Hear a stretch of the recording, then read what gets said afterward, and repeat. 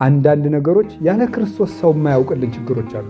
ለሰው ስንነግረው ከመተቸት በቀር መልስ የማይሰጣቸው እግዚአብሔር ብቻ የሚመልሳቸው ጥያቄዎች አሉ። እግዚአብሔር የሚረዳ ወዳጅ፣ እውነተኛ ወዳጅ ክርስቶስ ማለት እሱ ነው። ወንድም፣ እህት፣ እናት፣ አባት ወዳጅ ነው እሱ። ነደ እሳት ከአንደበቱ የሚወጣ ደግሞ የባሕርይ አምላክ ነው።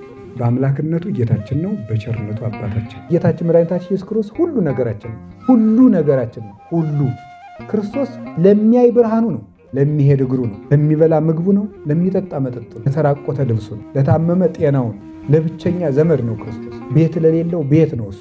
ለቅዱሳኑ ብቻ ያደረገ የታሪክ አምላክ አይደለም ክርስቶስ፣ የዛሬ የአሁን አምላክ ነው። አሁንም የሚያደርግ ነው፣ አሁንም የሚሰራ ነው።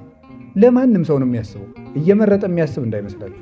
የማይናወጽ ኑሮ መኖር የሚችል ሰው የለም። በተቀመጥክበት ወንበር አትዘልቅም፣ በተኛህበት አልጋ አትቀጥልም። እኔም ቢሆን በለበስኩት ካባ እንደምቀጥል አላውቅም። ይህን ካባ አውልቆ የሚገርፈኝ ሰው ሊመጣ ይችላል።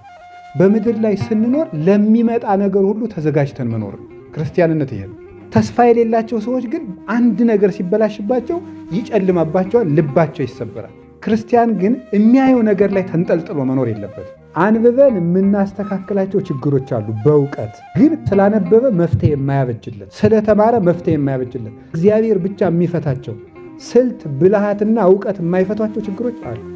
ክርስቶስ ዝም ካለን፣ እየለመንነው እየጠየቅነው ዝም ካለን ያን ነገር እኛ እናደርገዋለን ማለት ነው። እኛም ማንፈታው እሱም ብቻ የሚፈታው ነገር ካለ ይመጣል፣ ጊዜው ገና ካልሆነ በስተቀር። እኔ እውነቴንም ነገር እግዚአብሔር ዝም ብሎ ሕጉን እየተናገረ ጽደቁ፣ ንጹሑኑ፣ ወዮላችሁ የሚል ይሄ ጨካኝ ንጉሥ አይደለም። እግዚአብሔር የሚያስብ ነው፣ ለሥጋችን ጭምር ነው የሚያስበው እንጂ የነፍሱን እግዚአብሔር የሥጋውን እኛ አይደለም የምናስበው።